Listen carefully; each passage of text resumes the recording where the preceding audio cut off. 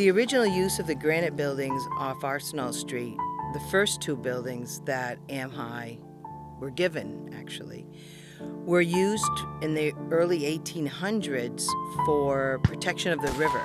As the enemy forces came up the Kennebec River, those two granite buildings, actually three granite buildings, had cannons in the front located, and you can still see markings in the ground where those cannons were located to protect the river. A lot of people may not know that AMHI was built here, right across the river from the Capitol, so that our legislators, our state government would always be reminded of the folks who were over here. AMHI, like other institutions in the 1800s and early 1900s, or actually AMHI for specific years was 1840 to 1960, was completely self-sufficient. It did its own surgeries, it did its own farming for food, and in 1920, in fact, they had 400 acres, but we do know that over time they acquired more. And they had a sewing room, they had their own laundry facilities, and they had several kitchens in the complex. Also, there was a barn that was where a lot of the farming equipment was held, which is on Hospital Street, and it still remains on the campus. On backside of Arsenal Street, this is how patients were entered AMHI. They came in by ambulance through these granite pillars and were driven right up to the stone building. The tunnels were constructed to provide a safe way to move both patients and staff from building to building. It also provided a measure of security for the campus. The tunnels were used to transport food. The dining experiences was on each individual ward. It was all prepped in one huge kitchen. And they would move them out with the electric or gas-powered trucks pulling long trains of food carts. And in the wintertime or summertime, that's how they get the food to the different buildings there on the grounds. Also, it was a way to move patients for activities and appointments and so on when the weather was inclement, and staff the same way. You could go down in the tunnel and walk up to staff development or walk up to some of the other buildings that housed patients. Over time, portions of the tunnel were also used as a place of seclusion to reduce the stimuli for patients during difficult times. In 1840, when AMHI was first built, treatments were done physical.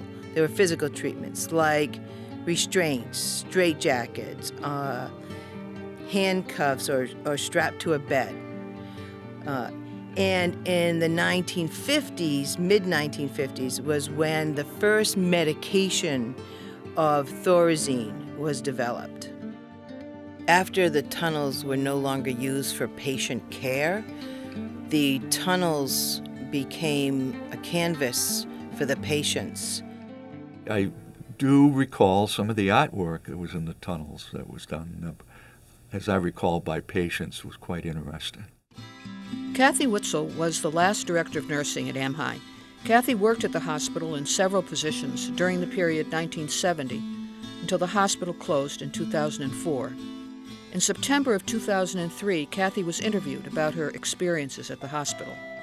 To Kathy, AMHI was, and I quote, "a community unto ourselves. We had our own surgery, our own kitchen, and our own farm. Patients worked in the vegetable gardens, worked with the animals on the farm, and over time, piece by piece, those systems were stopped and we began to work with the community." In the 80s, when patient rights came in, they shut down the farm. So there was no that kind of activity of taking care of animals and taking care of, a garden. Those were less. We were able to do a little bit of gardening with them just because they would request it. But the real issue was more about client rights, that if you're going to make them work, you need to pay them.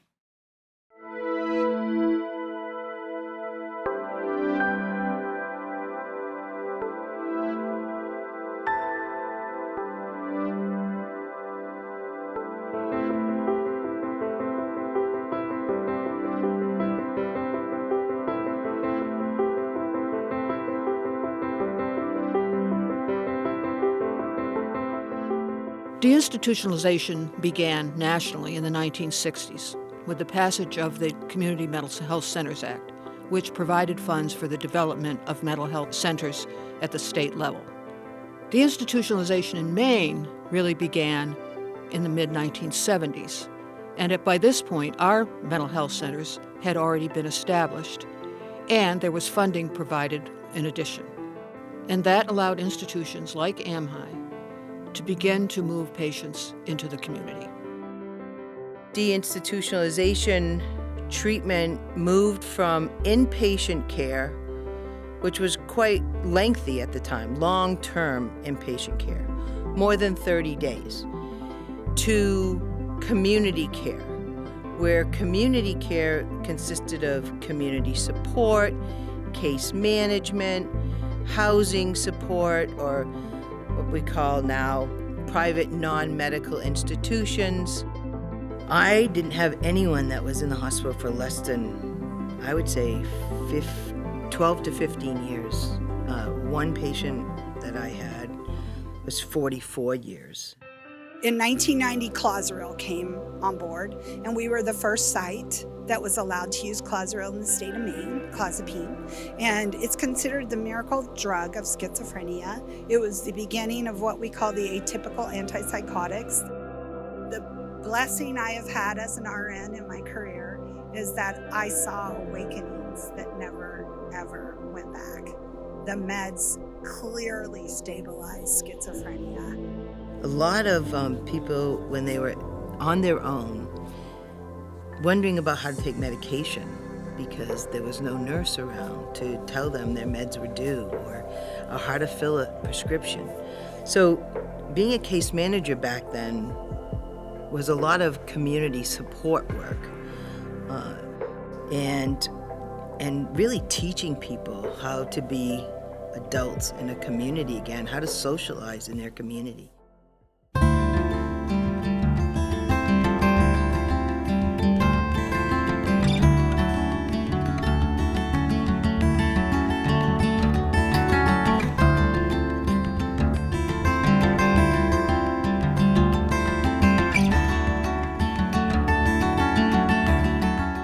I came to the department in 1996, which is about 8 years after the consent decree had first been ordered by the court. And the department was under a contempt of court order due to the fact that it hadn't met all of the deadlines imposed by the court. At the time, there were 142 patients at the hospital. In 1988, there were deaths at AMHI, and when those were investigated, one of the key points was there was a lack of medical supports. And part of that was also the legislators did not release money for air conditioning.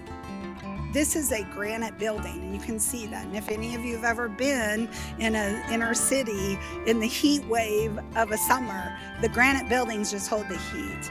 And so a lot of the deaths were related to heat, and the psychiatric meds, what are called psychotropic meds, make them less likely to tolerate high temperatures.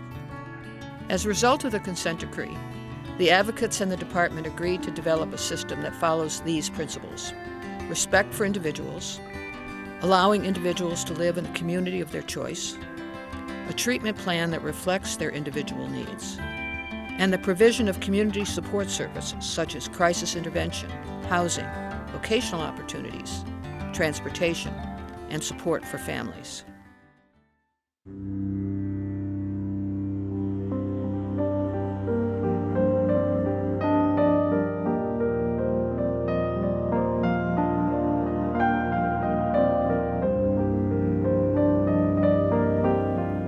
In 2000, the advocates put together a research grant that was awarded to identify the patients that had died while inpatient at AMHI from 1840 to its current day.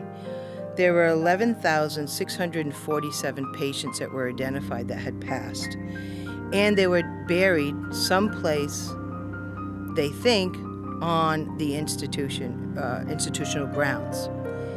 However, there were no markers ever put up or remains ever found. So in 2005, there was a memorial service, and a bell was rung for every patient's name that was read that had died there. 10 years later, a monument was constructed at the Coney Cemetery across the street from the hospital.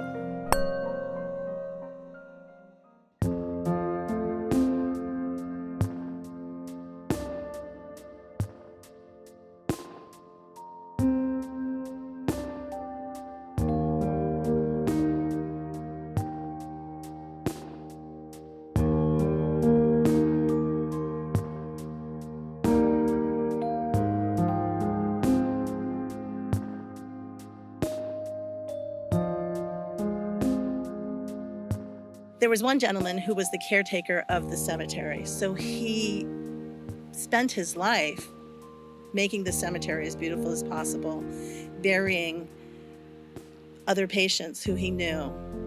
And when he passed away, he was also buried in that cemetery. People in New York wanted to recognize the work that he had done and contributed to that cemetery. They wanted a marker that would recognize him. And the state of New York fought that. They thought that somehow this should bring shame to his family if he were recognized in the state psychiatric hospital cemetery. That lawsuit has been won by the consumers in New York, and there is now a marker for him at that cemetery. The Willard State Hospital was closing, and the caretaker was cleaning out the property and found in the attic a whole bunch of suitcases, boxes, filled with former residents' belongings. There were beautiful layettes, hand-sewn. When the caretaker asked the directors of the hospital what to do, he was told to throw them away. And he just didn't have the heart to do it. These were people's personal property. There were some stories there. So he put them in storage, and they got a grant, and Darby Penny worked on this. They were able to connect the suitcases, the belongings, to people's charts. They were given permission to do that. And if the person was still alive, they would get them their belongings. The belongings told stories of people who had come in at a very young age and ended up living their life out at the Willard State Hospital. They had skills that were valuable to the hospital.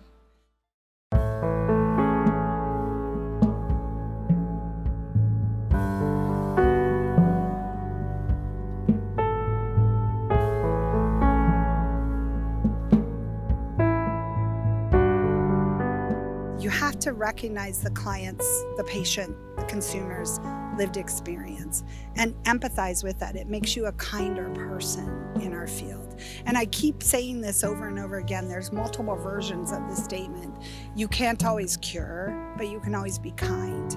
And there's multiple versions of that statement for physicians. And I think it's really important in mental health that we remember that. But the other reason why I use it, besides the lived experience, is to recognize that we as workers can be touched in a way that is soul or heart work, deep.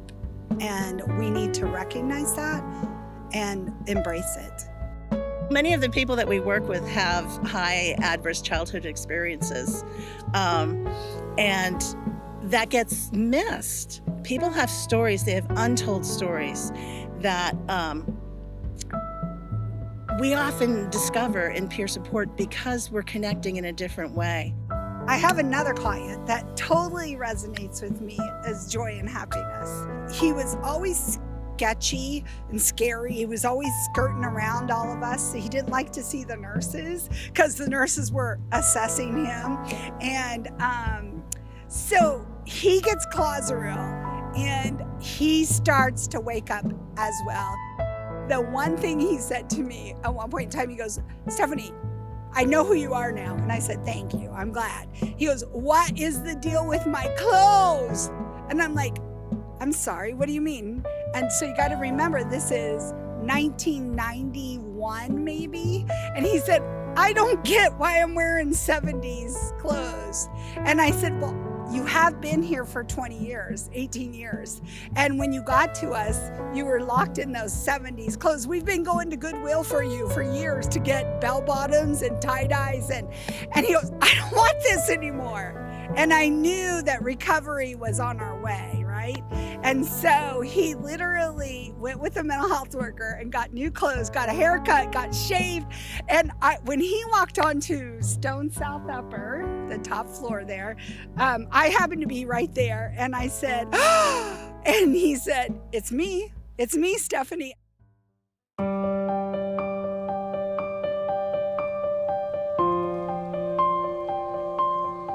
We have come from having our own little community to being part of a mental health system. We are no longer the center of it. We are just a piece of it. I think there's always going to be a need for a hospital. Because like any other illness, sometimes people's symptoms are so severe that they need that kind of treatment. But I do think that our community services need to be supported. We need to provide housing. We need to provide help with vocational services. We need to help people lead the best quality of life they can lead while they're in the community. And we have to use the best evidence-based treatment modalities that we can find. I do think that 20 or 30 years from now, people will look back on how we're treating people with mental illness now and shake their heads and say, couldn't they have done better?